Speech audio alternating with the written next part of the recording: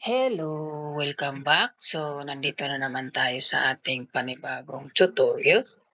So, ang gagawin natin, ang i-share ko na naman sa iyo, kapatid, ay kung paano naman tayo maglagay o paano tayo mag-enable ng ating switch. So, lagyan natin ng password ang ating switch. Kasi kung wala tayong password, madaling mapasok ang ating password. So, paano tayo maglalagay ng password? So, pagmasdan mo muna ito, idol, ha? So, mag-type ako ng exit. Yan, di ba? Ganyan yung normal niya. And then, pag pinindot ko yung enter, yan yung lalagay. Tapos, pagka nag-command ako ng enable, ayun, nandun na ako sa loob. Makita mo tong number sign na to. So, ibig sabihin, nandun ka na kagad sa loob. So, wala siyang password. So, mag-show run ako.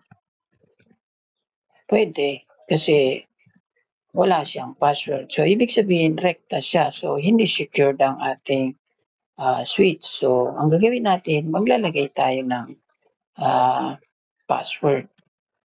Alright?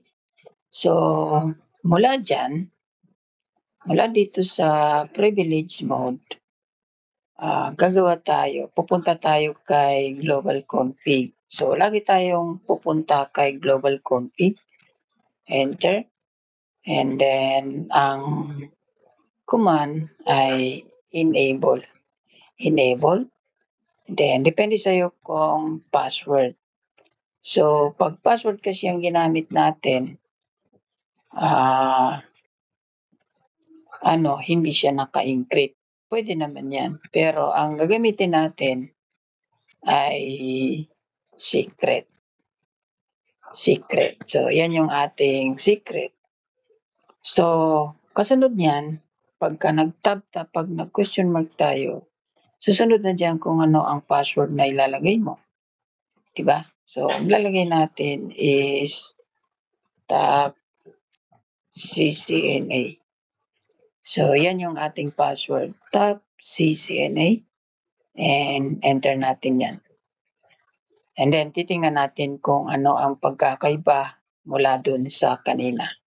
Then, exit tayo. Then, exit ulit.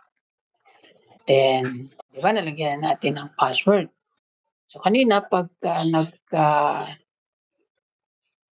pinindot ko yung enter, ay rekta na siya pupunta dun sa di ba? So, ngayon, pipindutin natin ulit. So, yun. So, kanina, pagka nag-type ako ng enable, enter ko. So, wala siyang password na nakalagay. Di ba? Wala siyang password na nakalagay. So, kailangan natin i-enter yung password na nilagay natin, which is CCNA. So, kailangan hindi ka makalimot sa ginawa mong password kasi pagka nakalimutan mo yung password mo, hindi mo na siya mapapasok. So, mahirap yun. So, kailangan mo munang i-reset yung mo. So, yun, mayroon siyang timeout expired. So, kailangan mo na siyang i-reset. So, mahirap i-reset ang mga Cisco switch kung hindi mo talaga siya ma-timingan yung ROMO na tinatawag. So, tatakal natin yun. Right? So, pasukan natin. So, tab, CCNA, enter. So, yun na. Andun na. Naka-number sign na siya.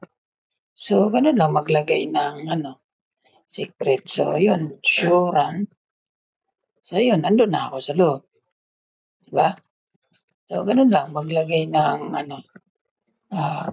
secret. So, tingnan natin yung nasa taas yung kanina. Naka-encrypt na siya. Nasa na ba yun? Story switch. So, ito. Naka-enable, di ba? Naka-enable na siya.